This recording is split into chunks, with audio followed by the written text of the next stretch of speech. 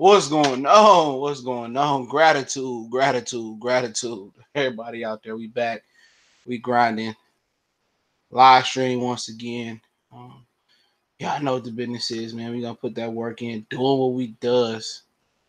And that's what we do is talk boxing. We did a little boxing stream earlier this morning. Appreciate everybody for checking in again.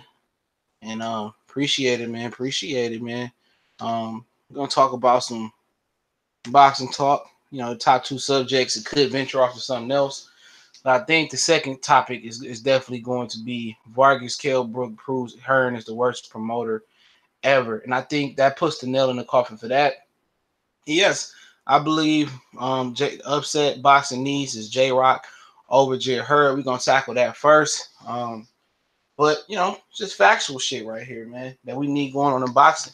I need J-Rock to somehow beat Hurd. I don't care if it's robbery, ski mask robbery. He tears his shoulder up in the ring and can't go. Boxing needs that upset, man. You know, that's one of the upsets I'm keying in on. And I know it's possible, but it depends on a few things can J-Rock do. And a lot of people may not like that. A lot of people like Hurd and I like him too. But, you know, all ducks must have their day. You know what I'm saying? Every dude that duck must, you know, come to front of the congregation and take this L. You know, because I'm very upset at Hurd. And most people already know why I'm very upset at Hurd.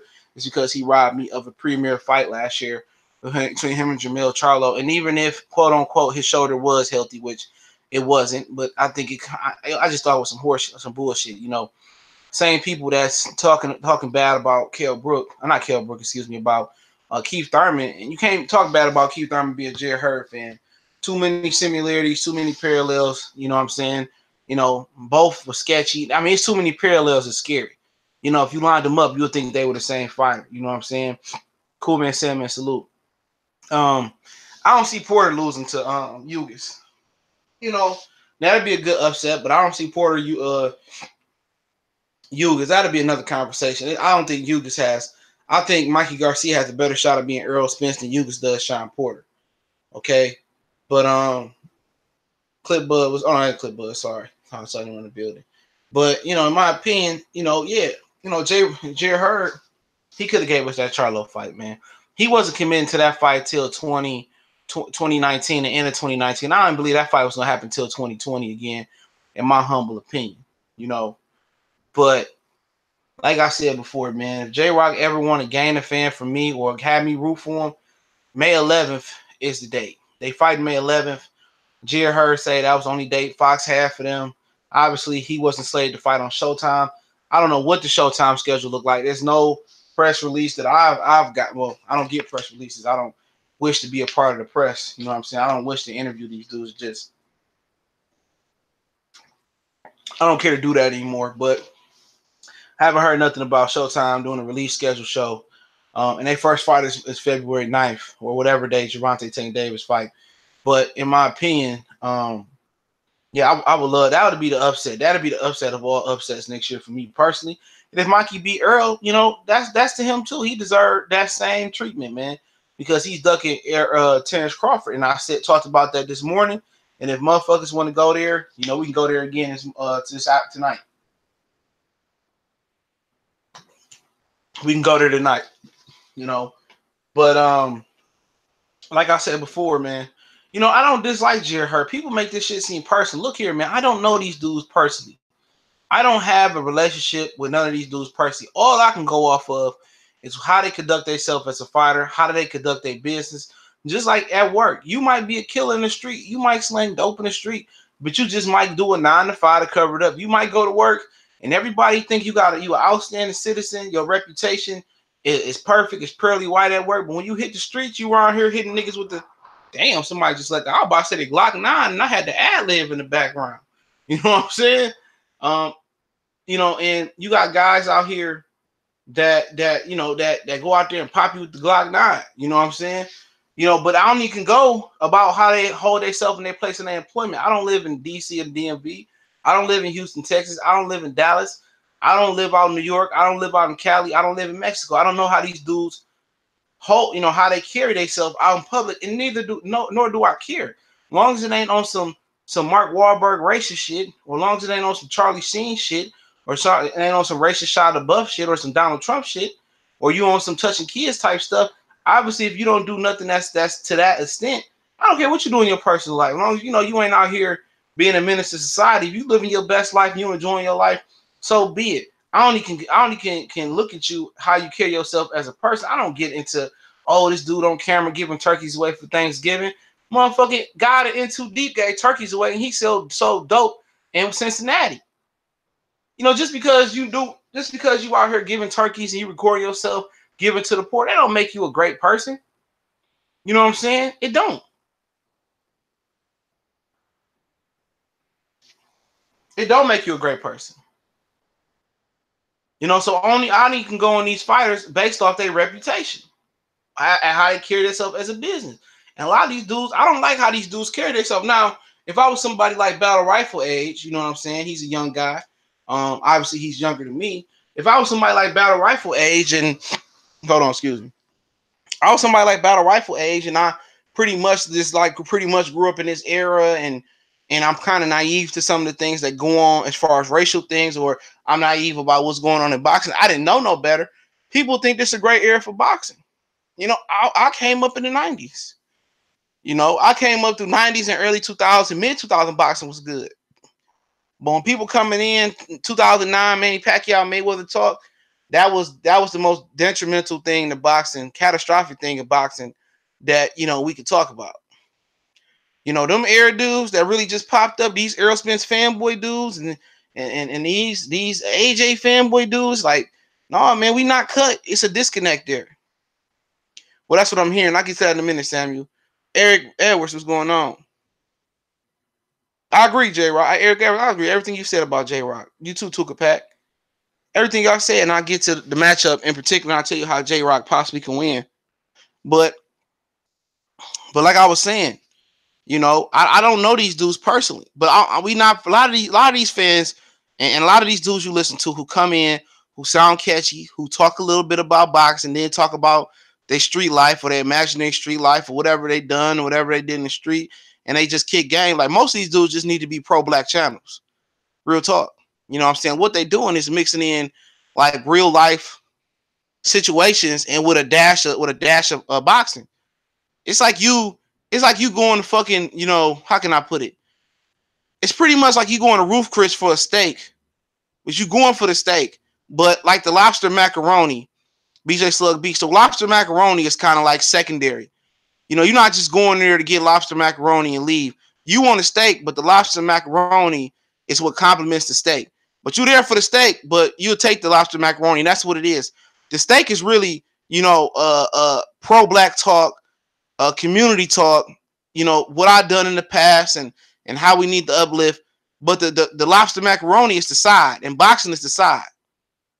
A lot of people got mad because I switched up from talking boxing. Ain't like I didn't warn you motherfuckers for like months. You know what I'm saying? It's just talking about the same shit there. You got niggas that got the channels who talk about Earl Spence, Mikey, every fucking video they drop. Like, god damn, get that dick up out your mouth. Like Pimp C say, damn, it's a billion and other boxers you could talk about. A billion and one. You can go talk about classic boxing, like scrapbook boxing. You can go talk about a lot of other shit. These niggas will run you once. I don't know how y'all tune in every day and listen to the same fucking shit every fucking day. That's like going downstairs in my kitchen, fix me a peanut butter and jelly 3 or 4 times a day, and keep eating that shit for 365, 24/7, 5 times a day. How do you niggas do it? I dropped my prediction video. Check it out. It's no, I just dropped it. I'm gonna give you some suspense. I'm not even gonna talk about that fight right now. I'll talk about that later in the week. I want to see how things kind of go. And I don't like Broner. There you go, your spoiler alert. I don't like him. Y'all, I don't get it how these niggas listen to the same shit every day, bro. The same shit. I don't get it. Earl Spence, AJ, Deontay Wilder, Tyson Fury, Terrence Crawford, Errol Spence, AJ, Tyson Fury, Deontay Wilder. It's the same shit. How do you niggas do it every day?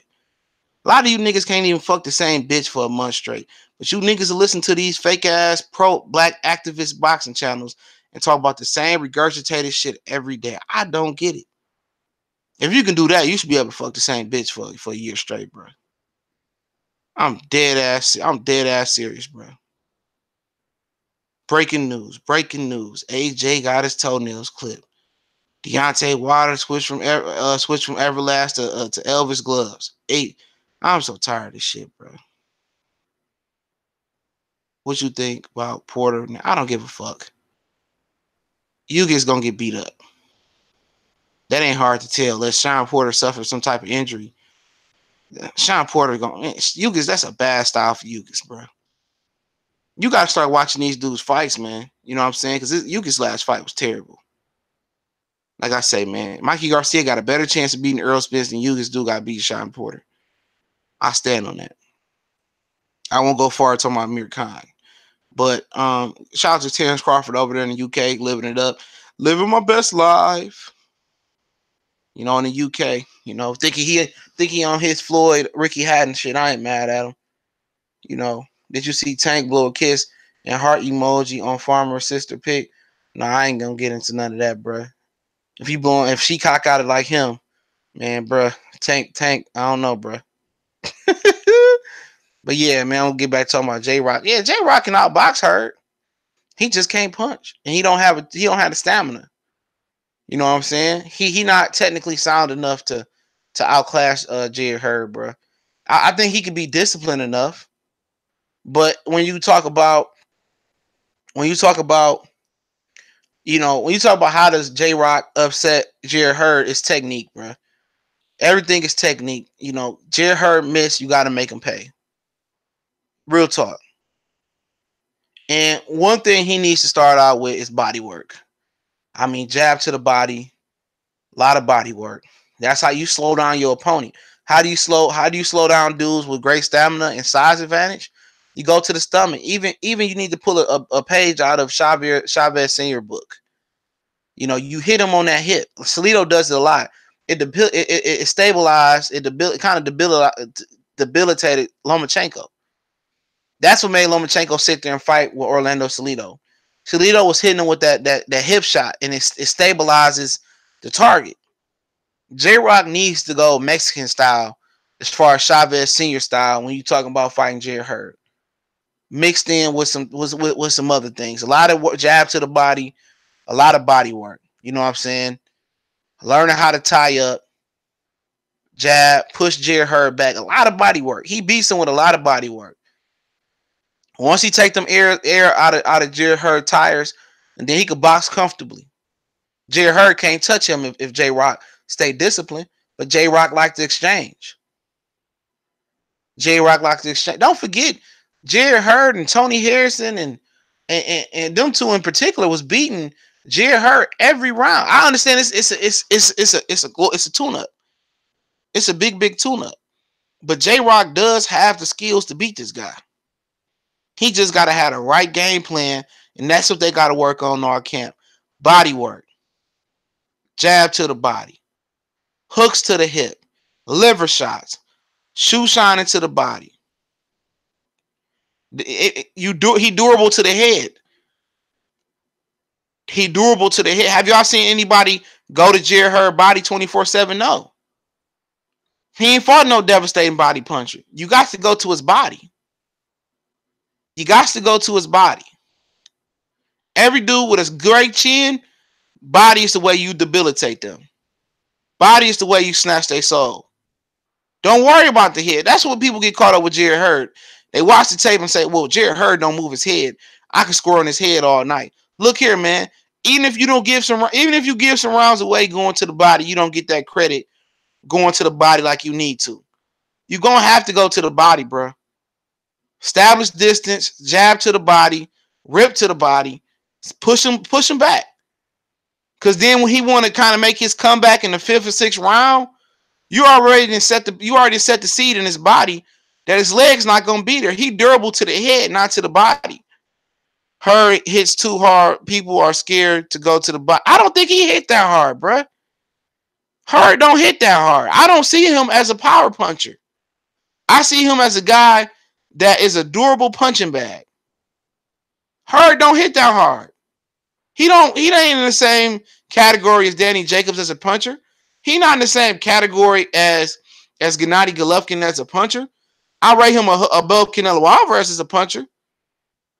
But when we talking about, dude, this dude ain't out here knocking niggas out in the first 3 rounds.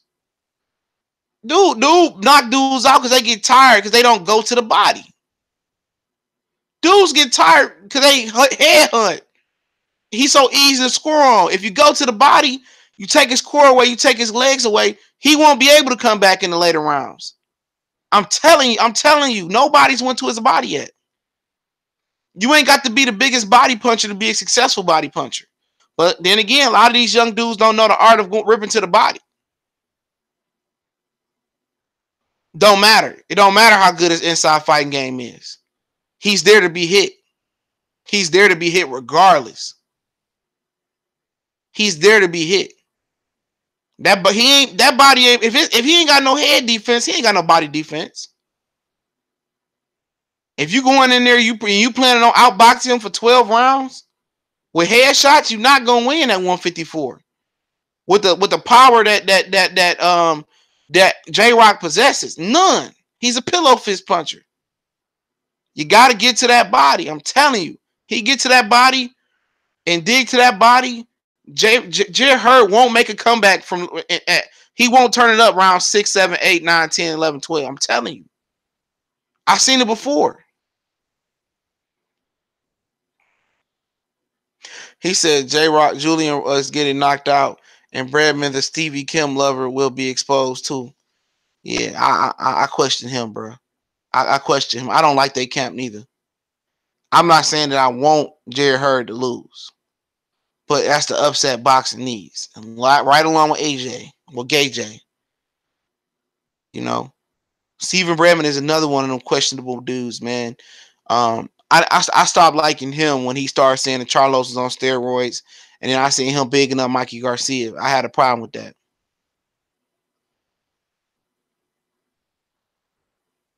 You know, I don't respect that coonery, bro. That's no other way I can put it. I don't respect that coonery, bro. And at the end of the day, you can't rebuttal to Charlo and get mad at Charlo for attacking your fighter after y'all attacked him for months. They attacked him for months. And real talk, man, you know, going to the body, it's a way you go. Hey, look here, man. If you go to the body, man, a lot of times if you able to master the inside game enough to go to the body, a lot of times you won't get hit like that. If you ever notice, Andre Ward fought punchers. When he fought Kovalev, he went to Kovalev, especially in the second fight, and he fought in his chest. A lot of these dudes can't punch on the back foot, and a lot of these dudes can't punch unless they set.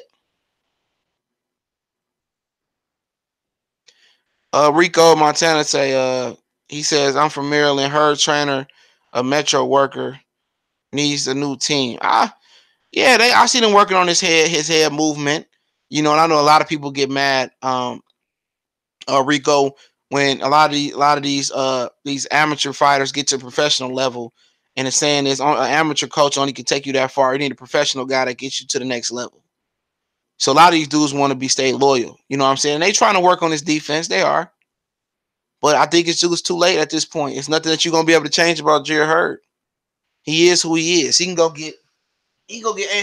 dig up Angelo Dundee. He is who he is at this point in his career. I like him. Oh yeah, underrated darts. I'm gonna hit you up with my number, bro. I seen your email earlier. I've been moving all day, man. You and legislative cop hats. I ain't gonna be sitting down tomorrow neither. Got a busy day, but I am gonna hop on there with you, dog. I'm gonna have to. You know, Kurt Sugar. Let me know if any underrated darkness, Kurt Sugar, whoever the fuck else on here that I talk to. Y'all can come on if y'all want to. Welcome. Any of y'all dudes, I seen y'all work. Y'all welcome to come on if y'all want to. I got my headphones up here. I just got done. Went to bed. What you call that shit? Bath and Body Works, whatever, dude. I don't give a fuck. Y'all can judge me. I went there today and got my eucalyptus products. I gotta go get the lotion, the bath cream and stuff. But I got the soap and I got the wax burner. They don't sell the oil burners no more at Bath and Body Works, whatever the fuck it's called. Yeah, I went to the mall for that, you know. So yeah, it kind of soothes you. Try to you can get a eucalyptus plant and hang it in your shower and get into a hot steamy shower, and it calms the nerves. You could try that sleepy time shit too, man. I get that, man. Great sleep, man. Sleep is important, man. Whoever told you, whoever told. Let me say this before I read Legendary Boxer comment. I read Detroit versus everybody comment. Salute 313. We in the building. You know what it is, man. Whoever told you I can sleep when I'm dying and the money don't you that's an ignorant ass statement, bro. And I said it again, I said it again. I said it before and I said it again. When you go to sleep, and I'm gonna give you some game. When you go to sleep, that's when your body heals itself. That's when your body heals itself. Okay. And that's when it repairs itself, it regenerates itself, it revitalizes itself. That's when you first wake up in the morning. The first thing you should do is drink a shitload of water, because then that pushes the impurities out of your body, the diseases out of your body. Then next thing you should go do is something physical, work out in the morning, or do something, walk the dog or whatever it may be, just something to get you sweating or your calories burning. And then, you know, a lot of times they say that breakfast is actually the worst meal of the day. You want to get breakfast around 12 if you can, you know, and then start your day. But, you know, everything that I'm learning that what we was taught is backwards and it's wrong. And it's all meant to basically to be detrimental to our body. So just wanted to share that. Detroit versus everybody said Harrison outboxed Hurd easily, but just ran out of gas. He fixed stamina problems. Harrison will lose twice. He got to go to the body too. Bradman the fraud was bashing Floyd for ducking Mosley, but then I sent him the video. Mosley saying his tooth hurt. He told me not to DM him. He's a bitch ass punk. Yep. You know, that's what it is, bro. That's just, you know, I don't like them neither, bro. I don't like the J.Rock camp. I wouldn't be mad if Hurd beat the fuck out of him. It would make me no difference. But what'd be interesting, what'd be actually interesting is that I believe, and let me get this correct before I hop to the Kell Brook topic and I just jump back and forth after that. I believe, let me get my calendar. Terrence Crawford fights Easter Sunday. Okay. Well, he fights Easter weekend. Okay. April 20th. The 21st is Easter.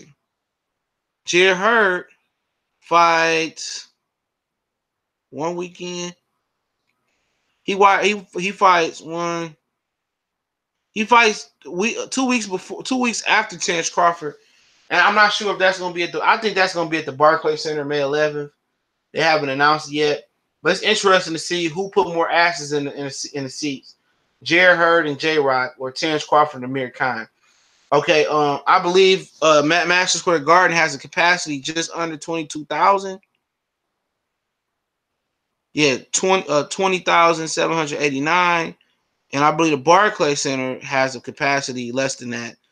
Their capacity is just 19,000. So they have a capacity of 19,000.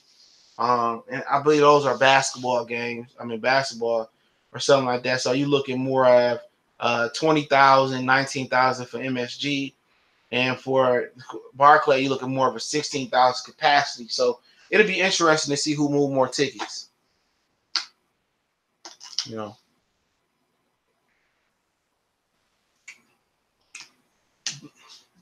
All right, I got you. It'll be interesting to see who moves more tickets.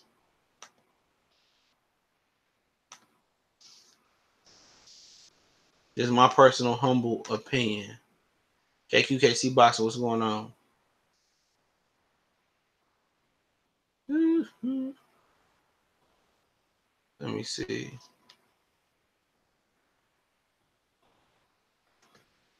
So, yeah, it'd be interesting to see as far as the capacity, how does that work? But, hold on. This is so fucking stupid. Here we go. All right, give me a minute. Yeah, you come on 2 Battle Rifle if you want to. Give me a minute. Yeah, let's talk about my shit loading up. Fucking email suck. Let's talk about Hurd and I'm talking about Jesse Vargas and Kell Brook before I let people come on. Jesse, I mean that proves that Eddie Hearn is by far the worst promoter in boxing, and let me explain that in a minute. I don't think a lot of people. Yeah, okay, I send links. I'll give me a minute. Let me explain that real quick. That Eddie Hearn is the worst promoter in boxing. This proves it. Okay, a lot of people don't know this, but Kell Brook was actually supposed to fight Jesse Vargas, not Gennady Golovkin. Okay, he was supposed to fight Vargas. Now, Top Rank wanted Vargas to get some money, some more money, right? Um, Apparently, Eddie Hearn didn't have the money to get Jesse Vargas. They couldn't accommodate Jesse Vargas. Kell Brook didn't want to get no more of his purse, to lose no more of his purse till Eddie um to Jesse Vargas. So they was supposed to act like they was about to sign the Jesse Vargas fight. Then it popped up that that Kell Brook was gonna fight Golovkin. Okay, that fight versus Vargas was supposed to go in the UK, but they didn't have the money to bring Vargas over to the UK. So, they said, "Fuck it, we're gonna fight Golovkin." Now, whatever he made versus Golovkin may have been $3-4 million. Louis salute 3 or 4. I don't know what he made versus Golovkin in pounds. I obviously don't give a shit. Okay, because it was by far the most dumbest fucking movie of all time. Now you would say, how is that a dumb movie, CJ? Golovkin was, middleweight champion. So the fuck was Jesse Vargas, bro? Vargas was a welterweight title. Vargas held the WBO belt. And if you're thinking, if Eddie Hearn was thinking with his brain and not his dumbass and pocketbook, if he was thinking, look here, Kell Brook never had to fight Errol Spence. Let me give y'all a game right here, right? Kell Brook never had to fight Errol Spence. He never did, you know. And the reason I say that is if Kell Brook just takes a loss or Eddie Hearn just comes out of his pocket with a couple more dollars, even though he don't have the money because he broke, and I told you guys that before, he don't have no money, and neither does AJ. If he comes out, they accommodate Jesse Vargas, or they say Top Rank, you know what? Let's just send Kell Brook over to America. Y'all accommodate him. We'll co-promote with y'all, and we'll do the Vargas fight in America. It didn't matter. Kell Brook at the time would have beat the hell out of Jesse Vargas. He fights Jesse Vargas. He unifies the WBO, the IBF titles. Great. Okay, I don't want to fight Errol Spence. Okay, I can drop the IBF and go fight Manny Pacquiao. Because Pacquiao, not too long after that, fought Jesse Vargas. So Kell Brook would have had a better chance of beating Pacquiao. I'm not sure had he beat Manny Pacquiao. I'm not sure if he could have beat Pacquiao. But then again, that'd have been a perfect way. Well, nobody would have said, "Oh, Kell Brook ducked Errol Spence or Manny Pacquiao." It's motherfucking Manny Pacquiao. This is before the Jeff Horn and all that. So Kell Brook could have legitimately paid Errol to step aside, or told Errol, "Let me fight Pacquiao, and then you get the winner." Or could have dropped the belt. Nobody would have said nothing. You dropped the belt to go fight Pacquiao and not Errol Spence. That was just dumb. That just showed me then and there that Eddie Hearn didn't have the money to really move the way he needed to move. And that's unfortunate that Kell Brook suffered because Eddie Hearn didn't want to pay whatever Vargas wanted, an extra million or whatever. Because you would have made that million back fighting Manny Pacquiao. In UK revenue, pay-per-view revenue, you'd have made that off UK paper money. But then again, you know what? You want to hear some hypocrisy? You want to hear some hypocrisy? No, it wasn't Errol versus Pacquiao, bro. It was Kell Brook versus Pacquiao. Pacquiao fighting Errol Spence next anyway. You niggas gonna put some respect on Pacquiao's name. Pacquiao looked good versus Broner this week. I've been telling y'all that's the fight that's gonna happen. Only way Errol Spence Pacquiao don't happen, and if Floyd Mayweather come back.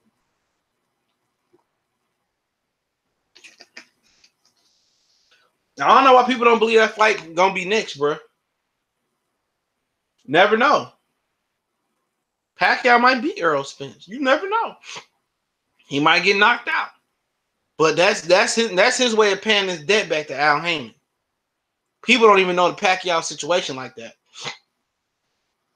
You know, people don't know the Pacquiao situation like that. The Pacquiao situation is that basically Bob Arum couldn't pay to get his taxes up to date, or will pay his taxes up. We could fight in the United States. That's why he didn't train with Freddie Roach no more.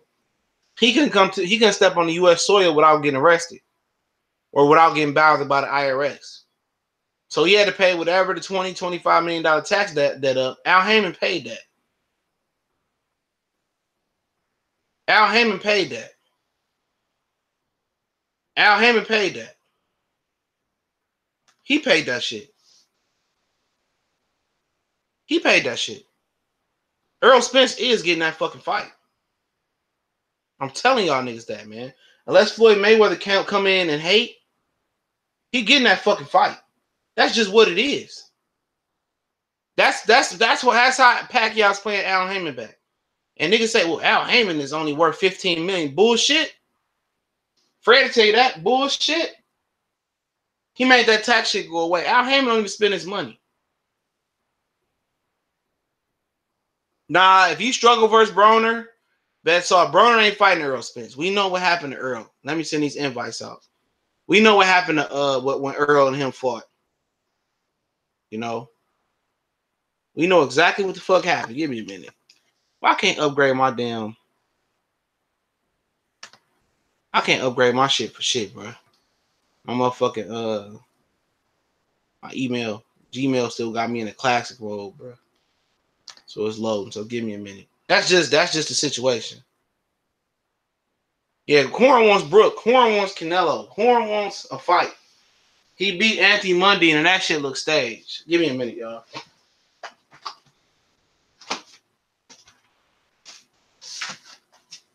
You know, but hey, you know, it is what it is, man. You know, that's the plan for Errol Spence, bro. The plan for Errol Spence is to build his pay-per-view numbers off of Mikey and Pacquiao, and then have Keith Thurman come in that motherfucker, and they can accommodate Keith and K. Diddy. Because it ain't about accommodating Sean Porter. Okay? Sean Porter needs no accommodations. His daddy runs all this, his numbers and stuff. And I told you, man, Sean Porter, I believe, is the baby. You know, Sean Porter's the baby. That's why Kenny Porter Jr. whooped on Kenny Porter ass in the gym. You know? Kenny Porter Jr. whooped on Kenny Porter ass. Sean Porter can do the same thing.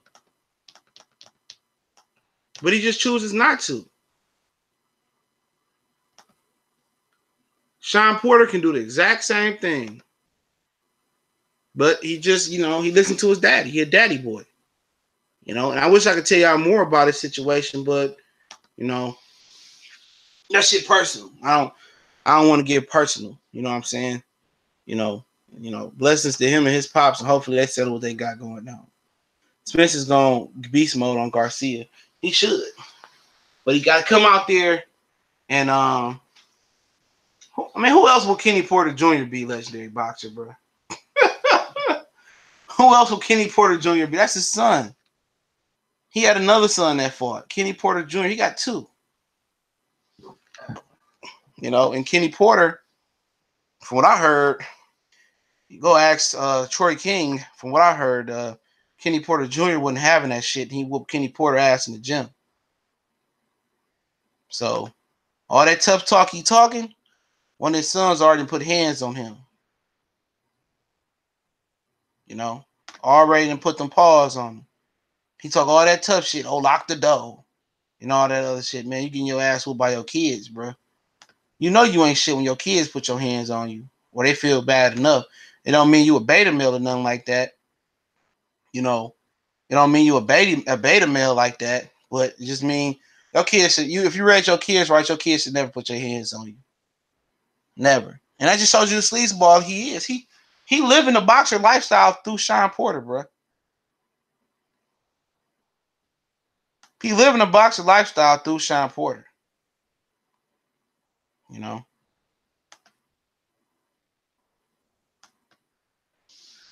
Don't forget Mikey was on some racist shit the whole gym. Yeah, I understand. I mean, Jim is racist. I already know that. I don't follow ES News. I don't follow them.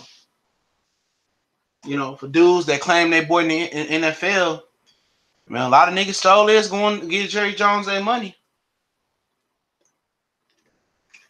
Because that's where the fight going down at. Earl Spence wearing that star. Oh, man, Joe Jackson ain't taking no L's, bro.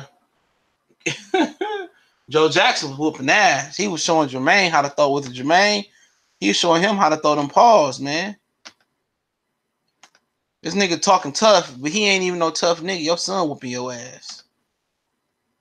All these dudes want to talk tough. You know, I mean, like I said before,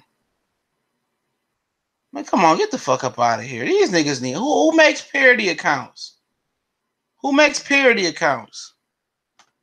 Grow the fuck up, bro. These niggas on YouTube, man, they need a life. You know, these niggas need a motherfucking life. I'm about to start sending some invites out, so you know. But like I said before, Eddie Hearn by far the worst promoter out there, bro. By fucking far. He messed up Kell Brook career. That's why he fought Golovkin, because he didn't have enough money to get Vargas over to the UK. I mean, do you really need to fight Vargas in the UK? You know what I'm saying? Because at the end of the day, I mean, Kell Brook could easily beat Vargas.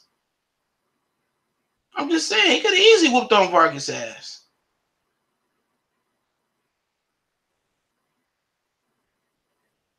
He could have easily whooped Vargas.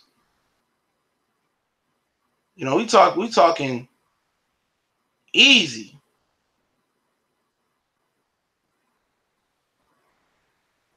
Give me a minute. I'm trying to send these shits out. I got emails I ain't never checked before. Apologize.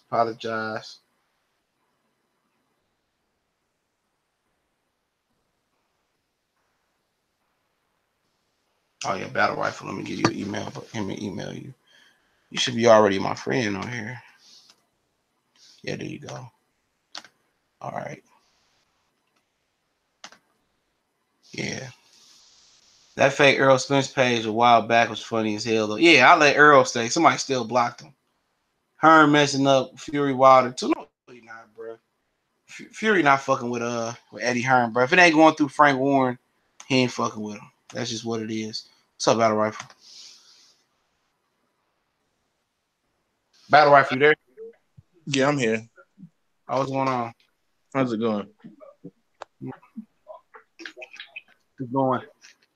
What's going I on? was listening to your What you said? first. I'm sorry. What did you say? No, go ahead. You good?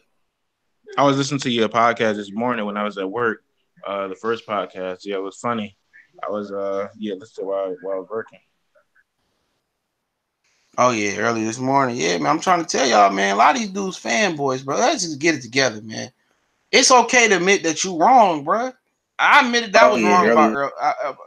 I admitted that I was wrong about Earl Spence, man. Let's just get it together, man. It's okay to admit that you wrong, bro. I admitted that was wrong about Earl. Oh, somebody, speaker wrong. Earl Spence, man. Let's just get it together. Hold on. It's okay somebody mute they wrong, bro.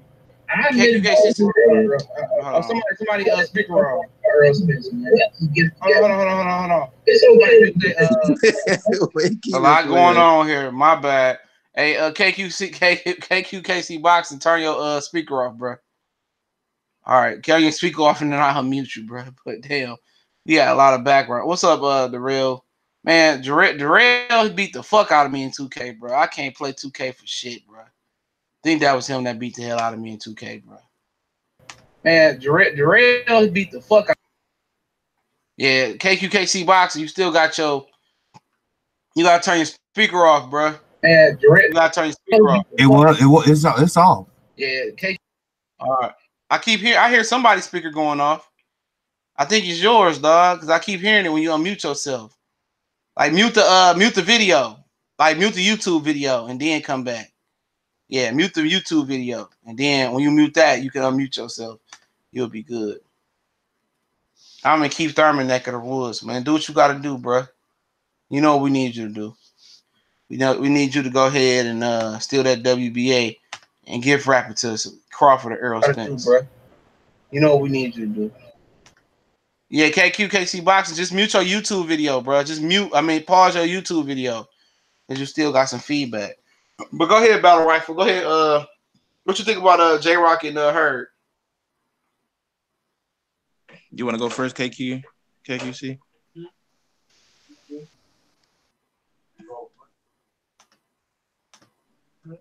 Is he still there? I think hold on. KC Okay. Box, you still there? Yeah, you good now. Yeah, I'm here. Everything straight? Yeah, you good now, yeah. KC Box, you still there? Oh yeah.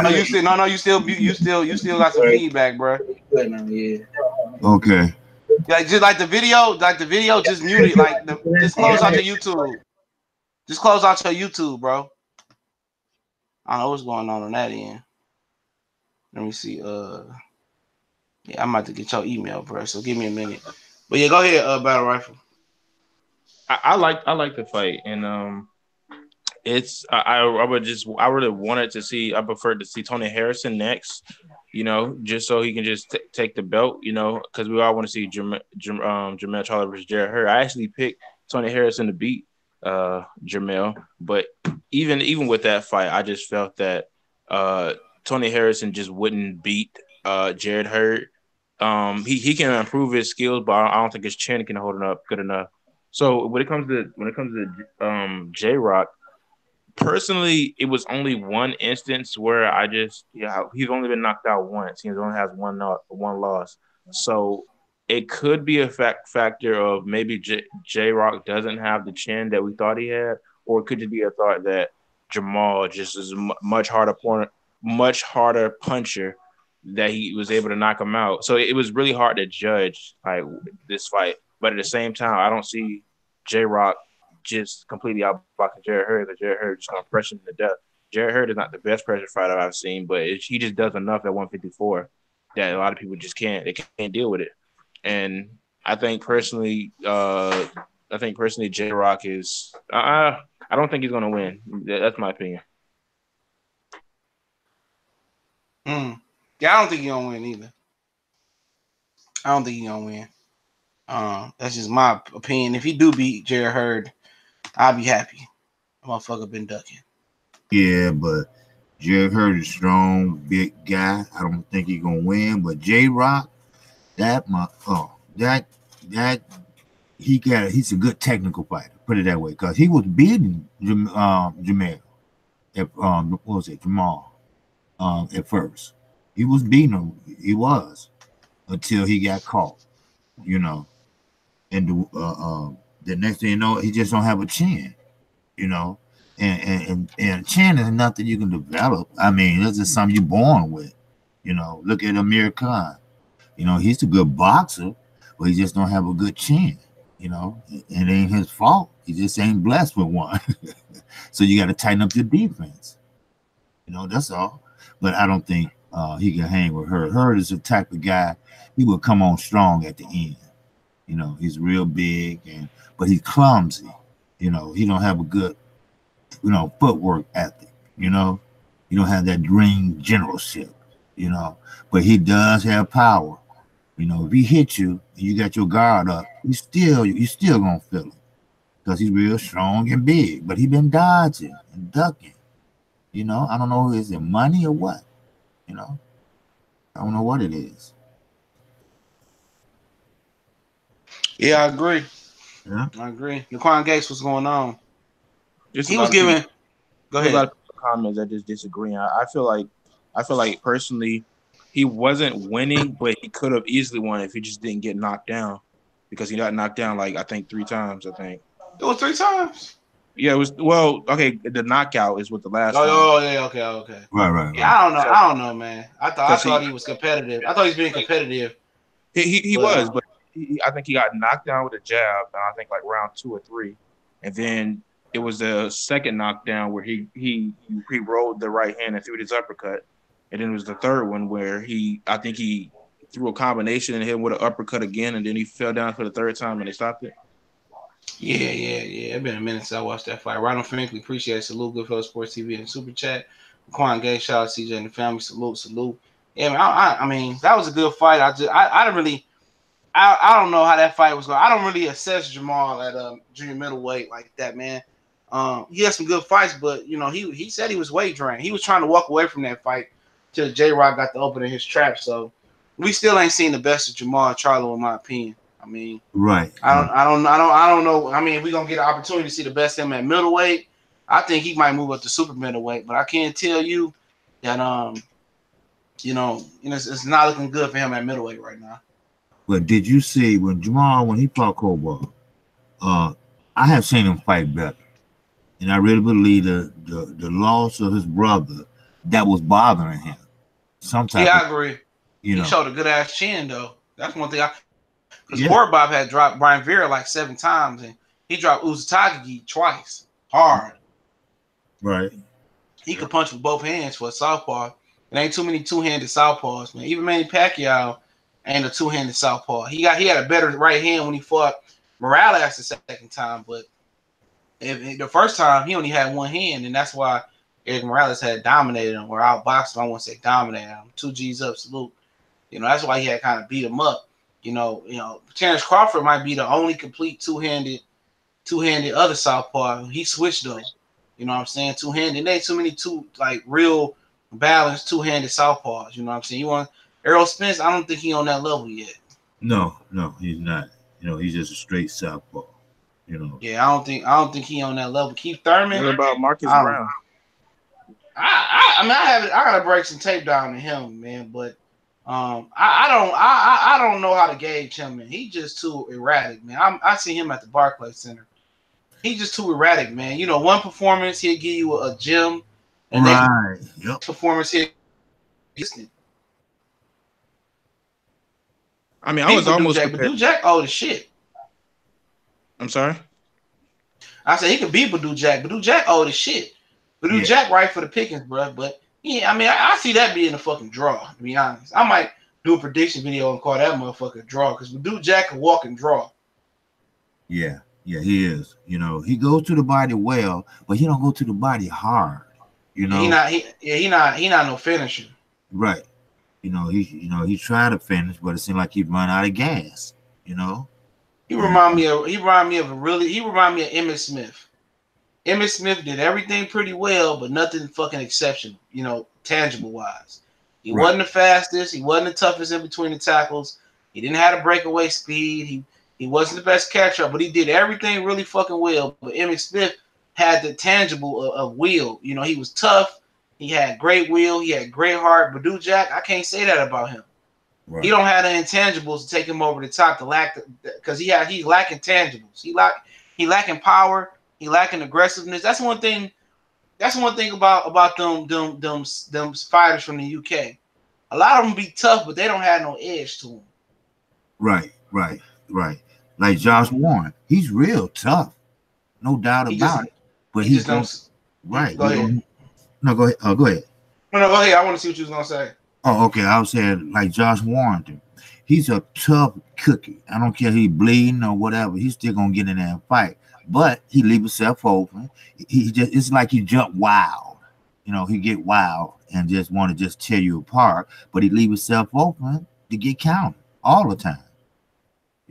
Carl Frampton just didn't fight the right fight with him. Carl Frampton had weight problems. I knew that was an easy one to predict. He can't make that weight no more. Warrington just too he out hustled him. Yeah. Hey, Ray, send me your email real quick, man. You got my email in the description. Just go ahead and directly email me. Yeah. Yeah, he tough. He motherfucker. Warrington, he punched harder than them 6 knockouts indicate. That's why it's always important, especially if you a betting motherfucker, man. It's always important to go back and look at the fighter fight. Because he got more power than the 6 knockout fighter. Sometimes guys just not finishers. Right. Some guys just not finishers. Right. And like I say, the stamina has a lot to do with it too. But if you're a hard puncher, you should be able to get them out of there with 2 shots. One to get them dazed, just sack one and knock them out. You know, but only very few can do that. You know, Yeah, like, it ain't a lot of big punchers like that, man. right? It ain't Yeah, no one big knockout type punchers like that. I mean, Tyson had great power, but a lot of time Tyson was was uh was uh was doing it by accumulation too, right. Breaking them down. He was. breaking Yeah, them down. He wasn't just when you step up a competition, it's hard to knock dudes out with one punch because dudes know how to roll shots, catch shots, slip shots. You know, right. like Caleb Plant last night. Caleb Plant was rolling a lot of them shots that Uzatagi was hitting him with. He was Yes. rolling with the shots, and then he was able to counter. He the baddest motherfucking super middleweight out there, bro. I don't give a fuck what nobody say. You know what? And I had What used Kazi about with. You what know, about Benavidez? He better than Benavidez. Oh, He better than Benavidez. Benavidez, remember Benavidez about 5 years younger, bro. You know what I'm saying? he's So my I mean, he still got a lot of physical strength to build up. He was 340 pounds or 20 pounds as a teenager. So he's still figuring out his body. He's still Caleb Plant, 26 years old. He is what he is right now, man. Even though they say your peak for prize fighters is like I think they say 28 to your early 30s. You know what I'm saying? That's really, really, where your mental and your physical peak at. But like I said before, like David Benavidez got a lot of power and strength left. Real talk, he got a lot of power and strength built up in his body. You know what I'm saying? He got like if I was him, I wouldn't be trying to rush into that fight. What is he, 21 years old? he's yeah, like 22. I think it's 22? What Yeah. you waiting on? I mean, really, what you rushing into? That Caleb Plant can punch, but he can do everything. He can do everything. I'm not rushing to fight that guy. I'm just keeping it real right now. Well, there was calling out Plant for like a long Yeah, time. I know, but sometimes you got to understand that fat meat is greasy. Niggas need to learn from Erickson Lubin, bro. Learn from that situation. Build you as you are 22, 23, anything under 23, under 24. Dude, it's no need to really fucking rush unless you like exceptional. Like Tank is exceptional, but Ellerby and Mayweather understand there's really levels to this shit. Right. He got to fight different styles. Build your strength up. Get your life. He got to get his life together. But Tank still got a lot of strength to build up. David Benavidez, he still got a lot of strength to build up. Because remember, I thought Ronald Gurville beat him by one point in the first fight because of the knockdown. That was a real close fight. Then he got with Alex Ariza, and his stamina just magically, it just expanded. You know what I'm saying? He just got faster. I mean, he just had more stamina. You know what I'm saying? Underrated Darkness, what's going on, my brother? I didn't see you slide up in the building. I'm good. Thanks a lot. Appreciate this opportunity. Oh, man. Appreciate you, man. Brooklyn is in the house, man. What's going on, man? What's the word? I mean, I hope y'all get that Miller fight. I mean, that J. Hurd fight, bro. That's a Barclay fight. J. Hurd and J.Rock. That's a Barclay fight. Yeah. Yeah.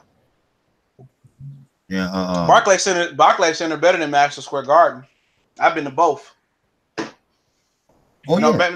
Madison Square Garden is bigger, but I don't like the motherfucking Times Square Manhattan ass people, bro. Too bougie in that motherfucker. Right? It's older. Yeah, it's older. And, Well, in Barclays Center, I was 1/3 of my life. I'm like 4 minutes from there. Okay. Yeah, so I see the building, the way high it is and everything, the politics, all that. Man. Yeah, but like that's true though. That's true. Man, you come up there, man. You go out to the Barclays Center, man. You go out to Manhattan area. You all these bougie white women with their little trench coats and they little. I'm gonna say I got you again. Give me a minute. I'm saying that. You see all this shit, man. Dude, you talking about Barclays Center. You talking about horses, thick ass women, dude. Oh my god. Oh yeah. It's like a party. It's like a party when you. It's a party when you come out there, bro. Oh yeah, because you know why, y'all? Because most of the women come from Manhattan, Staten Island, Long Island, on all of this moving back, but it's forcing our people out. The one who have businesses at the outer skirts of other parts of New York and everything. It's nothing but boutiques up there downtown Brooklyn. Yeah, it's for real. If you ain't never got a chance to to go about to the New York for a fight, neither. You gotta catch both of them. I've been to the theater room, the big room, and Barclays Center. You won't be mad, bro. There's plenty to do in New York. Plenty you do. Oh yeah. You want to stay safe? You stay in the tourist trap, Times Square. You want a little bit more fun? Go in the hood. I enjoy it. My mom, she from the Bronx, so really? I got family. Yeah, I got family out there, man. So yeah, so I already be knowing where to go and where not to go. But yeah, man. But yeah, Fred from Harlem. I didn't even know Fred was from Harlem. He's so Californianized. Yeah. Right. You know. Motherfucker.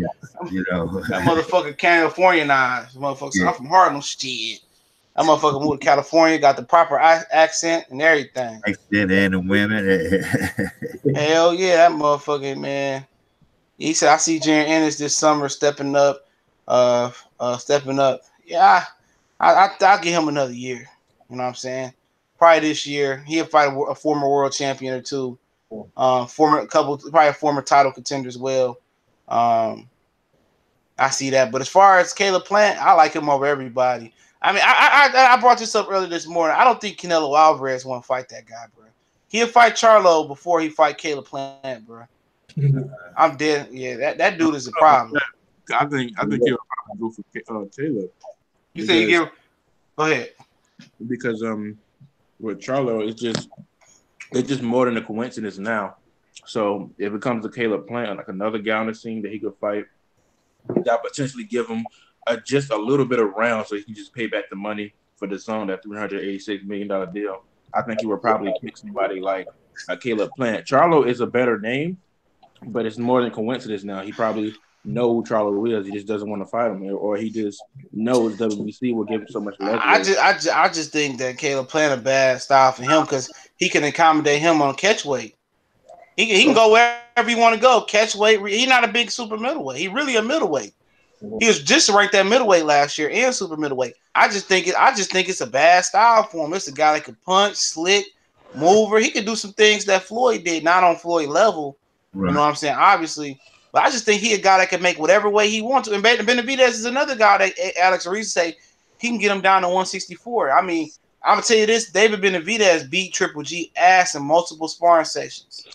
I mean, multiple sparring sessions. So, you know, them two young guys that can make the weight. I mean, Abel Sanchez pretty much said it. He said that kid is the absolute truth. Wow. Talking about Benavidez or Plant? Yeah, David Benavidez.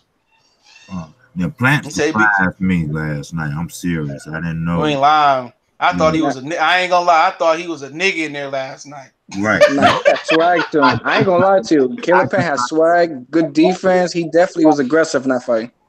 Yeah. He act black. You don't see how he talk? Man, that nigga, man, he was fighting like a black fighter, but he showed dog like a nigga from the hood. That's why I didn't think I picked Uzataki because I didn't know he could fight on the front foot like that. I figured Plant could punch. He just never sat down on his punches. But his corner gave him some bad advice yesterday. They put that stamina shit in his head. Oh, pace yourself. Patience. Nah, you was in the rhythm. When a fighter in a rhythm like that, let him sit in the rhythm and operate and work. Right, because he was working that inside. He was working that inside game. I mean, he was, man, ducking and hitting, slipping. And even when he was getting touched, he was rolling with the shot. He was a lot of times we get mad at guys that make dudes miss and don't make them pay. Right. Caleb Plant was making them pay last night. Uzataki had to come get that. Uzataki had to come get that nigga a hug after the fight and shit. Hey man, go ahead, Rayzon. What's going on, family? Nah, Caleb Plant did his thing. He basically dodged, weave, went to the body, went to head combination. He definitely was in his head throughout the fight. Definitely. You know, Jose had to really think like to either attack inside. He couldn't really use his jab. That was the funny part. I thought he was going to jab him all day, but he didn't even use it. He was so scared to try to knock him out. Well, he was trying to knock him out, right? Yeah. He thought he was going to come in and piece him up 2 times, and kind of remind me of Andre Ward Kovalev too. You know, in the first one, they said Ward had injuries and shit, but the second fight he brought the fight to Kovalev. You know what I'm saying? And Kovalev, and he brought the fight to Kovalev. And Kovalev can never establish his distance and his range because Kovalev one of them punchers that like to keep you at the end of his punches. If you get inside his wingspan, he ain't got shit too much behind that. Right. You know, he if you at the end of Kovalev punches like Bernard Hopkins was and Nathan Cleverly, he gonna beat your ass. I mean, he just punched too hard. He gonna beat you up. But if you can get inside of his range and work the body and get on the inside and be slick, he a problem. Y'all heard that Kelly Pavlik talking about coming back and cruiserweight. He out of his fucking mind. Nah, he had brain problems. He had seizures. No, he was drunk. He was a drunk. No, he was a drunk. He had seizures too. No, because he was a drunk. Yeah. He was a drunk. Yeah. Well, that's. Listen, he's drunk, man. So he ain't gonna think about coming back. That's just him talking like that. I think he's sober now though. You know, he fixed that part of his life. Yeah, because he got his own little thing going. He got the punchline going on Facebook. They got a good show. He's sober and shit now. You know, fuck him and Andre Ward was supposed to fight before he retired. Y'all remember that? Right. Heard about that. They're supposed to fight. I mean, why not? I mean, if Usyk lose and let's see whatever happened to the World Series of Boxing and whoever come out on top, why not? You know, Kovalev and Pavlik fight for a couple belts and meet up. It makes sense.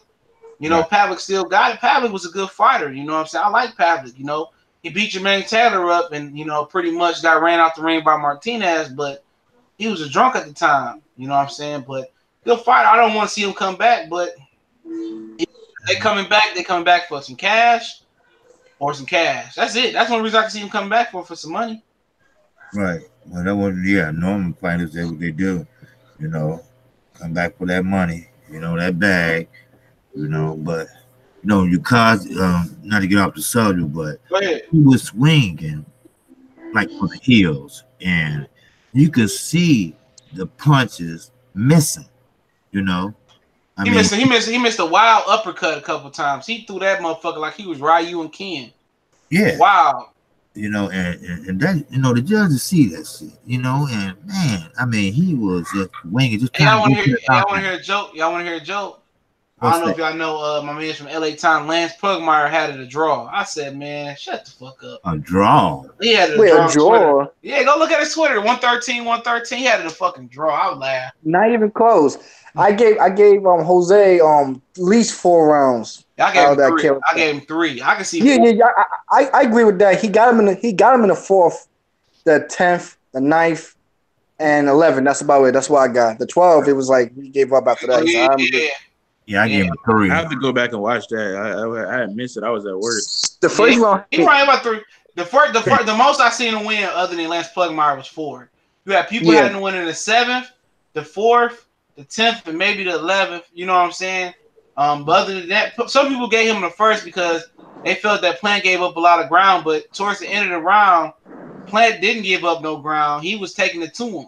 Yeah. You know. Wait. Plant knocked him down in the 4th and the 2nd. No, right? the fourth was a knockdown. The second one was like a slip, and they say it was a knockdown. I think he was a flash punch. The first knockdown was a slip. That might have been the 4th or whatever the 5th round they gave him. But the second one was a legit knockdown.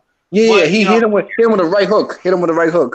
Yeah, the first one left hook. The first was a left hook. I think both was left hooks. Yeah, they both left hook.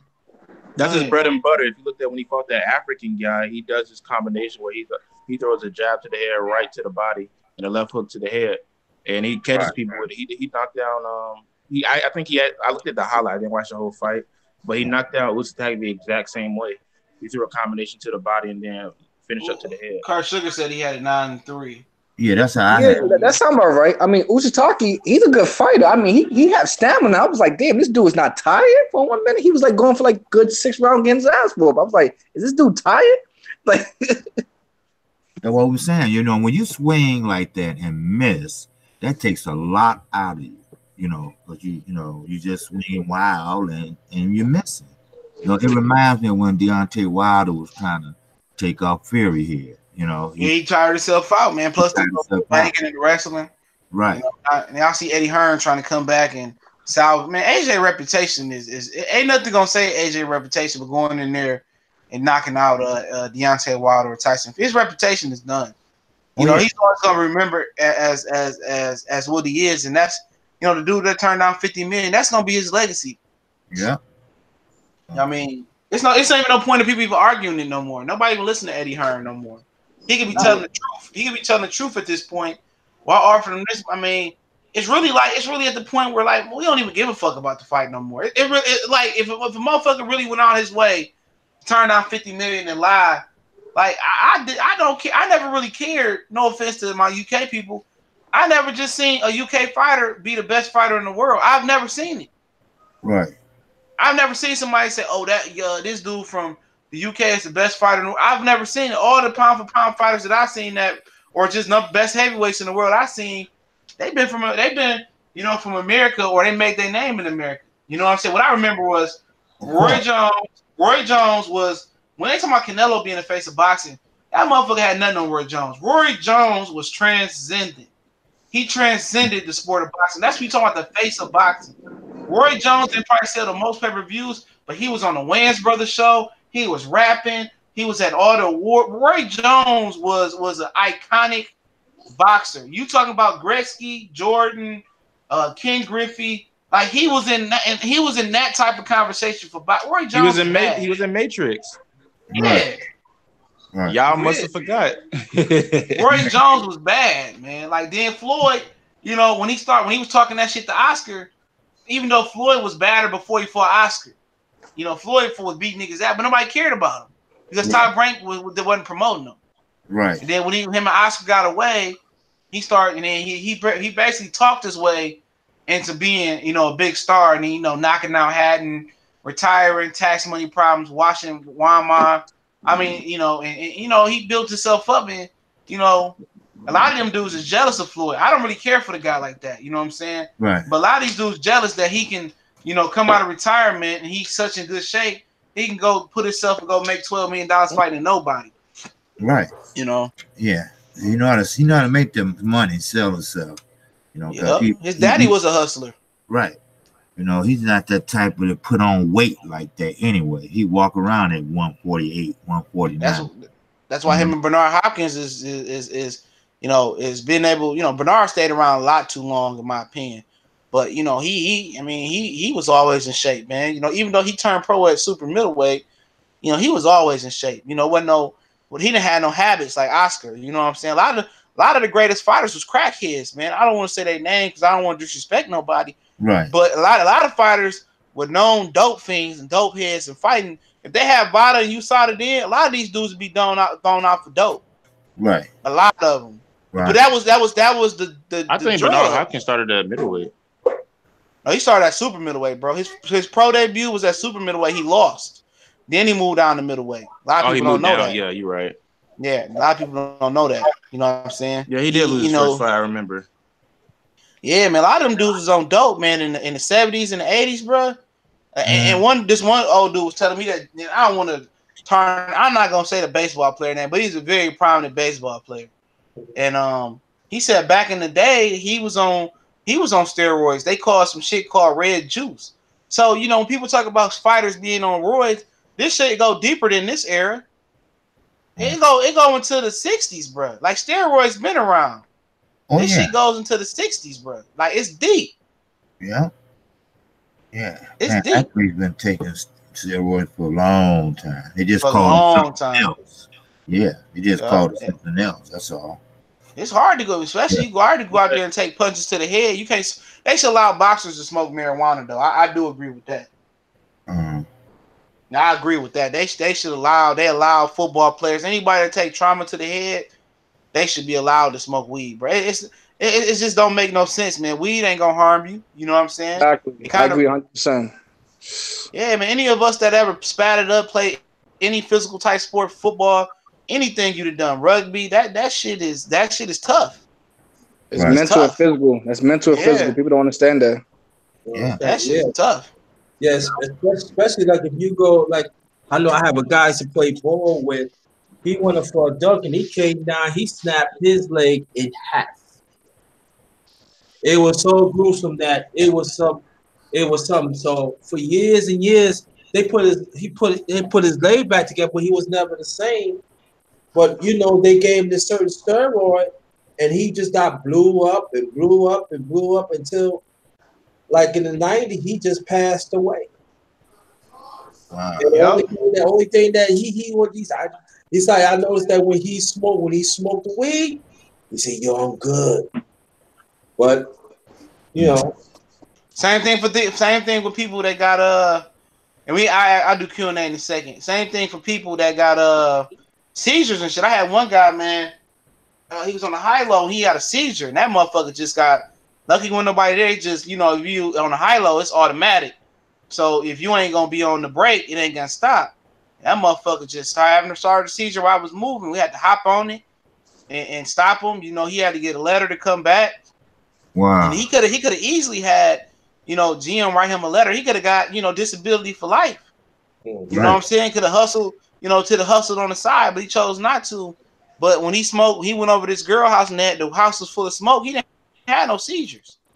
When he was smoking weed, he had no seizures though, man. But y'all know how that go. Y'all got questions. Somebody said who y'all got, Mikey or Garcia? I said Mikey or Garcia. That's what you got, Mikey or Spence, excuse me. I got Spence. Eighth round knockout to the body, left hook. Yeah, I got Spence winning. But I'm gonna say that he gonna win by unanimous decision. I don't think he gonna knock Mikey out. Oh no, I don't see that. No offense, man. I don't see But that. I'm gonna tell you that the fights that we think that's gonna be a knockout, a lot of times the motherfuckers don't even be a knockout. Right, because they're too technical and it's gonna be they both gonna be watching each other. Yeah. So you think Mikey gonna come in with the prevent defense then? I think Mikey gonna come in there and survive, bro. But the thing about surviving, I'm gonna stop right here so I get these questions. So y'all keep asking them. I think Mikey, I think Mikey gonna try to survive, but Earl Spence is the guy you can't survive with. If you ain't got no legs, no stamina, Earl is the type of guy that could finish you. I think for me it's like when I see the fight, I think that Mikey just gonna come aggressive, and I think Spence should be expecting it and make him go backwards. I think that when he make him go backwards, I feel Spence should mix up his punches. He gonna go to the body, take whatever Mikey Garcia gives you, and then after that, just relentlessly go to the body. But I would say Spence, he should switch up his punches. Don't just try to go to the body because Mikey is a KG boxer. He is a vet. He knows all the tricks and everything. But I said when he had him on the ropes, constantly turn him. Do not let him go left. Do not let him go forward. Turn him. Keep on turning. If he going towards the corner, make sure your left shoulder and your foot turn and make him go to the corner and just mix it up and just break him down and make Mikey fight catch up. Make Mikey fight one way. Yeah, I think I agree with you, man. Don't come in there predetermined like I'm just gonna go to the body. I don't care what he do. I think that's the way he can get knocked out of her. I think he just need to go what he give him. If he come in with the high guard, then I would jab through the high guard. You know what I'm saying? And go to the body. Because he might get expecting the body punches. He will be. Yeah, he will be. Right. So you just take what he gonna give you. If he gonna give you the head, you go to the head. I mean, this is a trap fight for him. Are you talking about for Spence or Mikey? Mikey versus Spence. My bad. Mikey versus Spence. No, I was saying like who's the game plan for? Oh, I'm talking about Spence. I mean, I would just take what he gonna get, what he give you. For Mikey, it's just it's gonna be scoring. It's gonna be an amateur fight for Mikey. Mikey gonna try to score. He gonna try to use Earl Spence aggression against himself. He gonna be trying to counter Earl. That's what I believe he gonna do. I think if Earl goes to the body, he gonna be looking to counter to the head, uppercut. He gonna be looking to shoot his jab. He gonna be looking to score to the body, to the head. He gonna fight an amateur fight. He gonna be looking to score early on. I know that's to be the fact. That's what's gonna happen. He gonna look to turn Earl aggression into itself, into positive aggression for itself. He gonna just play off what Earl do. That's just basically what he gonna do. I can tell you that already. Yeah, and the one thing too that just came to my mind, the panel, and also Earl Spence gotta avoid Mikey's clinches, especially when he get towards the rope. Mikey, like I said, he's a cagey veteran. He knows the trick. He gotta avoid his clinches. So that means when he know he got clinches, that means Earl Spence might have to take a step back and make Mikey when he clinched, when he tried to clinch and he missed. I think the uppercut be right there, and then he could throw the cross. He could throw the cross right to the body, make him not clinch. Well, he ain't gonna clinch Mikey too. Yeah, Mikey doesn't really He clinch a gonna lot. But he can clinch. I'm telling you, that's what they're gonna work on. That's imperative. They have to clinch. You don't have to be the strongest to clinch. The smartest fighters clinch. You know. Yeah, and like that's what I mean. I think Mikey Garcia, he probably would train it, but I personally just haven't seen him do it. Even with fighters where they were really aggressive, like Orlando Salido and Adrian Broner in the second half of the fight. I think it was. But the thing about the thing about Salido is that Salido brings a different dynamic. But I think you're gonna try to see that Mikey versus Salido. That's what you're gonna see versus Earl Spence. You know what he did versus Salido was he walked Salido and get into a lot of different shots. You know, he was on his toes, moving, boxing, controlling distance. But the difference was that Salido, you know, headbutted him and broke his nose. He quit. He quit that fight. It ain't gonna be no quit versus Earl Spence. At the end of the day, for me, Orlando Salido was killing motherfuckers with them awkward overhand rights and left. Earl Spence don't have those angles. That's what kind of kills Lomachenko, was him hitting him on the hip and those awkward overhand lefts and rights. But for me, Salido is probably a more he is definitely a more experienced inside fighter than Errol Spence. But the thing about Errol Spence is that he's just a bigger fighter. Salido may be a more accomplished inside fighter in my opinion, but Errol Spence he can box. Right. He really can box. A lot of people don't know that. Like, he punch harder than Salido. I mean, his jab is better than Salido's. You know what I'm saying? His jab is better than Lippius. Lippius busted Mikey mouth open. But let me get to the next question. Hopefully I ain't missed one. Give me a minute. Somebody said I can't read this one. Anuyuwa, fuck it. Hold on. Damn. Hold on. This shit's stupid. Anuyuwa is going to upset. Did you say Anuyuwa gonna upset? Oh, there we go. Anuyuwa needs to upset Jaime Munguia. No, I mean Munguia gonna do what he gonna do, man. I doubt we can't ask Munguia to unify when Jared Hurd ain't trying to unify with Jamel Charlo. He wasn't trying to. So I like Munguia. I understand that he gonna be moving up real soon to try to fight Canelo or Golovkin.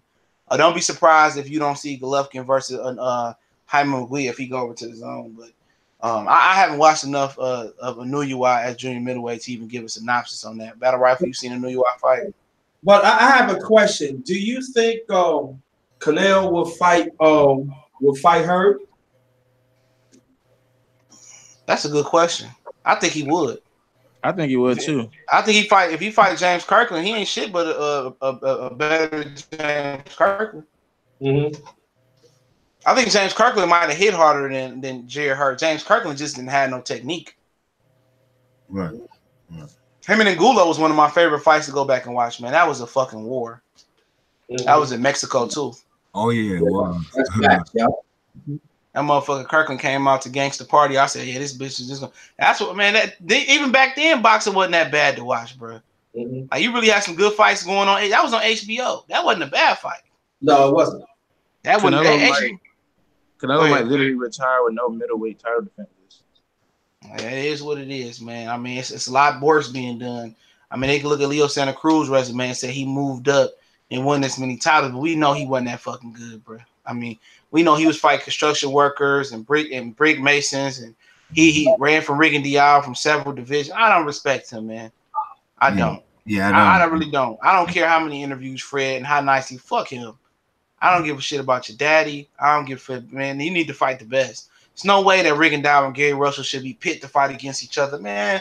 I'd be pissed as fuck as they fought each other, man. Before Leo Santa Cruz get a pass. Hell out of there. He said my boy Regis Hassan said my boy Regis Broker is gonna win the World Boxing Super Series turn. One thing, me and Callie was so. You go ahead. You go ahead. No, I was just saying, me and Callie was talking about that shit the other day on the phone. He said that that pretty much hurt Regis Prograis stock fighting in that tournament because ain't nobody watching. But he got some promises outside the tournament that hopefully that top rank honor with Jose Ramirez. And if not, he can stay on his own and fight Maurice Hooker. I mean, that's a fight that'll be a good crossover fight, but on its own, nobody gonna watch it. Right. Good fighter, you know what I'm saying? If he beat Josh Taylor, those are two of the best matchups this year between Taylor and Barashnik and Regis versus a Relic. Those good fights, man. Those fights, the Relic deserve to be seen. He's a good fighter. Yeah, you know what I'm saying?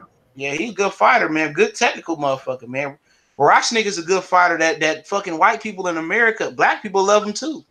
Yeah. Motherfucker that throw everything hard, 1,000 and don't get tired. It's a good fight, but no, the zone not gonna be up and running too much longer, bro. I can tell you that right now. I don't care how many billions you got. Ain't nobody got millions to throw away like that. Right.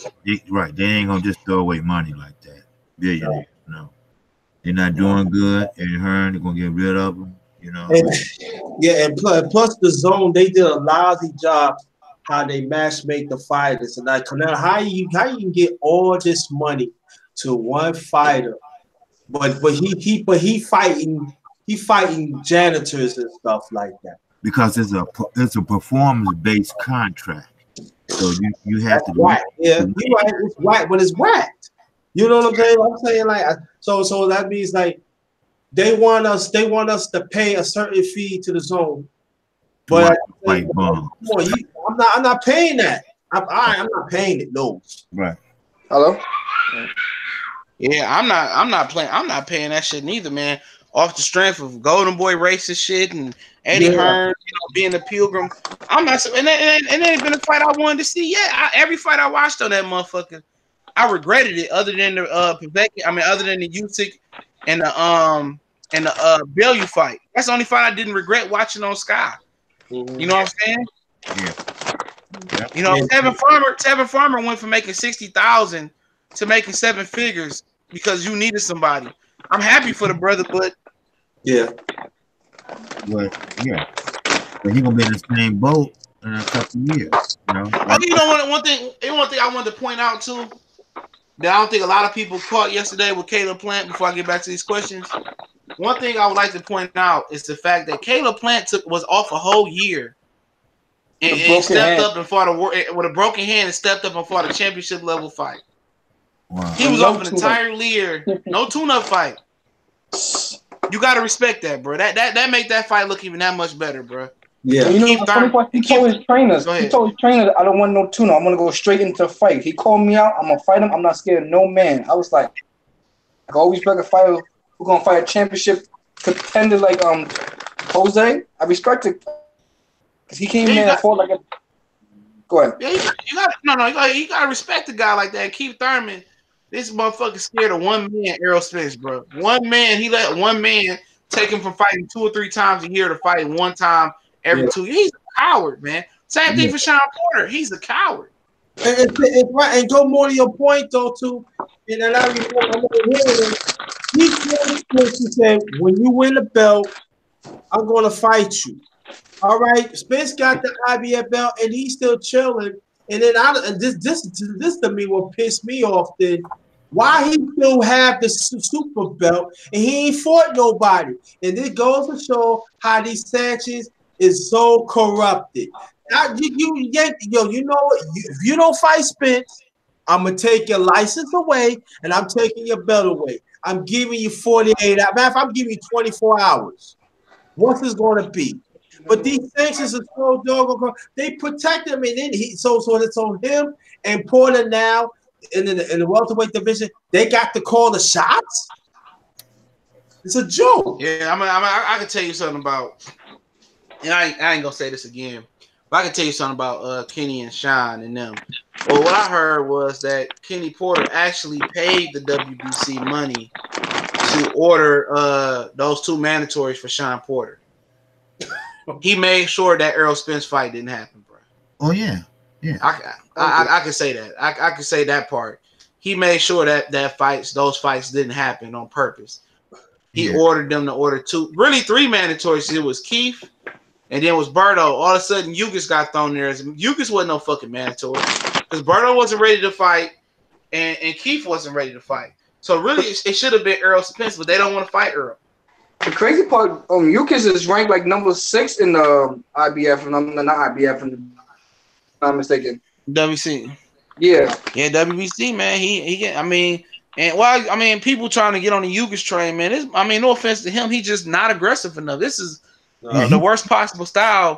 First of all, there was a fight that he had against Jamel James, if I'm not mistaken, and almost lost that fight. And Jamal James. yeah, He got beat up by Amir. He lost to Amir Mine. He lost to Amir Mine. Yeah, he didn't do Yeah. enough. He did not do enough. But see, yeah, good day. Because I was hearing that on Good Fellas too, but I just want to make sure that I get the right resource. But for me, it's like I'm saying 2019 person. I want to say I know everybody else feels the same way. I just want to see great fights, and I'm saying like this. I don't want to see no pay per view or some bullshit. I'm talking about motherfucker weight like I'm talking about rank like fifth, and you fight you fight for the title. Nah, you know what I'm saying. Why you got other fighters out here that is willing to fight, and then all sudden you want to squeeze them out and stuff like that. Like I said, like I said this, and I'm gonna say it before. I want to see Spence fight Crawford. That's what I want to see. I don't want to see nothing else. And what I think is what I feel is going to happen. I want to put this out there to the panel and even in the chat. Do y'all feel within a year that that Thurman is going to fight Porter again? Because it looks that way to me. I could be wrong. What do y'all think? It's probably already a handshake agreement. Now, if Earl Spence can blow up into a pay-per-view star and he get the Pacquiao fight at the mic and he both can win both, I think each one of them going to take a shot. But I think they're going to end up fighting each other, bro. That's going to be a Porter and Thurman, too. You ain't going to get – I'm telling you, you're not going to get no undisputed champion. If Errol Spence really is going to fight Terrence Crawford, it's going to happen in 2021 for all the belts. I'm dead ass serious, bro. And I don't think it's going to happen. Go ahead. Well, I'm saying that's a good point. But how about if, because Crawford's getting up in age too. How about he gonna say fuck it? I don't want to wait no more. I'm gonna retire. He is gonna retire. They've talked about that multiple times. I think he on the verge of retiring, bro. And I think Top Rank gonna get him a job somewhere within the company. You know, that's what they do for they dudes that fall in uniform. He gonna be happy. He not a dude that's out in Beverly Hills and got a house in Miami, got a house in New York. He's a dude that stay in Omaha and live a modest lifestyle. He made enough money. If a good fight presents itself, he not one of them dudes that get out of shape. You know, or he a dude that stay in shape, stay active, fish. You know, kids keep you active. His son is won a championship wrestling title after losing the year before. He gonna be active if fight want to present itself. And that's on Errol Spence's hand, you know. And I'm gonna blame all the Al Heyman fighters. If he retired, I'm not gonna blame Terrence Crawford for retiring. He couldn't get the fights. They didn't want to fight him. They don't want to fight each other. So how can we get a Terrence Crawford fight? And they don't want to fight each other. How can we even talk about blaming Bob Arum and Terrence Crawford? Right. And they can't fight each other. Ain't no way for Terrence Crawford to go in Top Rank, but over to PBC and fight one of them. You know, so they don't want to fight each other neither. I mean, how can we put it on? Now if they was fighting each other, whooping each other ass, and they were saying Crawford didn't want it. Okay, I understand that. But I'm telling you this, and I told y'all these this morning. Terrence Crawford is the real boogeyman. Errol Spence don't want to fight him. His trainer don't think he's ready. That's the guy. I'm telling people the God honest truth. I heard this from several different people in the industry. And if you ask a lot of the boxers in the industry, 90% of them that I heard from and talked to, some of them, 90% of them feel that Terrence Bud Crawford beats all of them. I'm not talking about this ain't no 50-50 shit. This 90% of people in the industry that feels that Bud Crawford is the best welterweight. It's the best fighter in the world. And Bob Arum is not flexing when it comes to Bob or Terrence Crawford. He will let him fight Errol Spence. They feel Errol Spence that they're James he not ready. Yeah. That's how they said he's not ready. He said Crawford been pro 5 more years longer than Errol Spence. Remember Errol Spence turned he became an amateur or started boxing at 15. Bud been fighting since a kid. Mikey Garcia been pro 6 more years longer than Errol Spence. So they have advantages over there. That's 6 more years of sparring, 6 more years of fights, 6 more years of training. That's tough. Right. You know, Mikey Garcia and Crawford has a lot of advantage. Everybody look at Errol Spence size. Size ain't everything when you're dealing with a master boxer. We've seen Floyd battle dudes that outweighed him by 20, 30 fucking pounds. Yeah. You know? So they said Bud is the truth. I didn't believe the shit. I'm like, man, you know, and then I'm telling you, I mean, several people that came and told me that. Point blank. Yeah, he switched in it. You know, he know how to move. And I mean, size don't make a difference when it comes to that. You know, when you're a master boxer. Wow, yeah, that motherfucking bite. And we never seen him have to really dig into his bag of tricks like that. You know, even with the Gamboa fight, I don't think he truly dug into everything he had. He switched southpaw.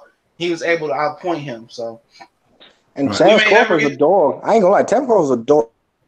Got the determination. He don't fear no man. He went from 140 and went to 147 just to prove a point. Like he want to fight. He want the better competition. He got the mentality. He's strong mentally. Strong. Like strong kid. People talking about he weak. Man, that motherfucker, look at his legs. That nigga is strong. He's just as strong as anybody else at that division. You know? He pretty good. He's strong. Yeah, he's strong. Like he went up to the division and just pushed around Jeff Warren. Jeff Warren was just pushing around Manny Pacquiao. No, Pacquiao refused to fight him. It was no way, no how that was gonna happen. No way, no how. He'd rather been poor and broke and owing Bob Arum millions before he fought Terence Crawford. Asked for $20 million to fight Terence Crawford. You know what it was. Who y'all got this weekend? Broner or Pacquiao? That's another question. Man, I'm looking at Pacquiao. He looking good, but that is sparring because it's different than when you get in the ring. But if Adrian Broner don't let his hands go, if he win and look good, that might be a little comeback for Adrian Broner. But then again, you're looking at Pacquiao. He's 41, but he still can move like he's 35. You know. I think Broner more 41 than Pacquiao. Yeah, that drink is smoking. Yeah. Because he always say he's been meditating. He been in clothes. He been focusing and all that. And then when he get in the fight, he don't let his hands go. That's a mental and a technical flaw. Yeah. Technically his leg's not right, man. He's base too wide to move up the welterweight like that. He don't get enough leverage off it. Watch when he punch. His back foot come completely off the ground sometimes, or it comes up almost where he squares up. We're not getting good leverage on that right hand. You know what I'm saying? It's just he need a better coach. But then it's again, almost like watching Paulie Malignaggi, huh? Exactly, bro. And you see, it's kind of like go ahead. It always feel like Paulie Malignaggi doing splits, like when he in the ring. Yeah, his legs don't look stable. You know, they all wide together. He's all over himself. It's like he's straining to get power.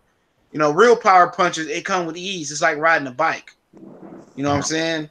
It's like you just get on there and you just pump it, and it look easy. You gliding. Even if you change, you gliding. Like a good running back. Adrian Broner in there punching like he in water.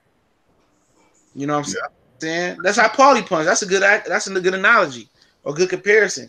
Paulie be punching like he struggling doing the breaststroke. Wow. Yeah. That's how it is. Cause you're right. It is like a mental thing, you know. Yeah, Madonna knocked some screws loose. But you got to remember, before Madonna, he was getting beat up in the head by Paulie. Even the Gavin Reese guy was beating him up, man, before he landed one big shot on him. It looked like the dude from Goldfinger off 64, Golden Eye off 64, little bald-headed dude. He beating the hell out of Adrian Broner. He was piecing him up. He the dude that who put the game plan on. He laid the blueprint on how to beat Broner. He exposed. Go back and watch that fight, Gavin Reese versus Broner. He exposed that Broner couldn't handle more than two punches at the same time. He just so happened to catch the guy couldn't punch. He so happened to catch him in the body. You know. So let me see what else we got here before we wrap it up. Let me see what we got. See what else we got. A lot of questions. Hagler versus Mugabe is a war I like to watch, or McLennan versus Ben our war. Sad what happened though. Yeah, those some good ass fights. Mugabe and Hagler. No man, Hagler beat the fight out of Mugabe though, man. He Yeah. beat the fight out of him, man. That motherfucker was like, man, I just can't. He couldn't hurt Hagler. Hagler was a fucking machine, bro. Oh yeah, Henry was a hard hitter. You know, that's why Sugar Ray stayed away from him when they fought back in '81. Yeah, wait till he went commercial. He started doing the right guard commercials, and he started getting his accolades, and people Right. started respecting Hagler. He got comfortable, and Sugar Ray Leonard cherry picking ass. Came in there. He really got beat, in my opinion, man. But man, it is what it is, man. I'm not even gonna even argue with motherfuckers over that, man. That fight pissed me off to this day. That motherfucker Hagler said every time I watch that fight, I break my TV. Yeah, that's what he said. And you know what? They said he never boxed again. You know, No, he like, man, fuck he was that, man. pissed off. Yeah. Yeah, he pissed Realistically, off. Hagler shouldn't have gave Sugar Ray Leonard them first 4 rounds. He He was should. shoe shine. He He was should. shoe shining at the end, bro. Yeah, he should have just went out like he did Tommy Hearns. Yeah. Yeah, he didn't. He didn't fight his fight, but he did just have a tough war with Mugabe, bro. Hmm. Yeah. He said Yeah, somebody said, "Go ahead." I like John Mugabe, man. He had like all he had all knockouts before he fought Hagler. Yeah, he was God that came up from 54. 54 had some legendary fighters in that motherfucker at the time. And ain't none of them dudes want to smoke with Mike McCallum though. He moved back down. Hagler didn't want to fight Mike McCallum. Huh. I don't know if I can believe that. I've heard people been saying Man, Mike McCallum said that, but I don't man, know if I can believe that. That's man, just ain't want fight, man. Them niggas didn't want no smoke with the body snatcher, bro. maybe Duran, maybe because he gave up his belt. But I'm not gonna. I don't know. Dr. Hagler ducked nobody. He was one of the most ducked fighters like ever. He So was coming up, but that's the word on the street. Hmm. I think James Toney even second that, bro. Was that no, my bad. I'm sorry. I'm thinking, when he fought Michael Nunn. He fought Michael Nunn and he barely beat Michael Nunn. I think he knocked him out with a right hand. Michael Nunn was beating the it was fuck out of James Toney. it He was said a left what? hook. Left It hook? was- yeah, Thought he he knocked him out with a right hand. advances on them and then threw a left hook. Yeah, motherfucker. That was Michael Nunn. He's still in the pen for selling dope. Is he? Man. Yeah. He get out 2020, I think, 2022. Wow. Yeah, he in the pen. Yeah. In the pen. Man. I know people reported gonna be waiting right outside the prison. James Toney was one of the best middleweights for. Only thing about him at middleweight was he wasn't. He shouldn't have been a middleweight. Should have been a heavyweight from the get go. That man was 205 pounds. He could have played college football at the University of Michigan. He had got into a fight with Deion Sanders at a football camp. He said when he fought Deion Sanders, he just taught him that he wasn't a team sport guy, and that's why he went to boxing around. Wow. So this dude cut 45 pounds just to make middleweight. As a teenager, this is a 17-year-old, 18-year-old James Toney. So you talking about a dude that's 23, 24, 25, still trying to make 68, 60. Man, dude was a heavyweight. Yeah. He's a heavyweight. Hmm. He's a heavyweight. So All right. that's just what it is, man. All right, man. I'm gonna get on up out of here. My damn mouth hurting and shit. I get my fucking wisdom tooth pulled. I appreciate all you brothers for coming on again. Appreciate everybody in the chat. Yeah, we can do this once again, man. Appreciate all y'all that came on, man. Anytime, I man. appreciate that. Really do. Oh, yeah. Anytime, bro. Yeah. Appreciate Yeah, it. I'm gonna have to save some of you dudes, man. The email be jacking up, man. So I'm gonna have to say y'all, they canceling Google Hangout. So not Google Hangout, they canceling Google Plus. So I don't know how we gonna be able to add people on. So I'm waiting to see how that go down. But appreciate everybody for coming on. Battle Rifle, KQKC Boxing, Ray Zone, Underrated Darkness. Y'all know what it is, man. We gone.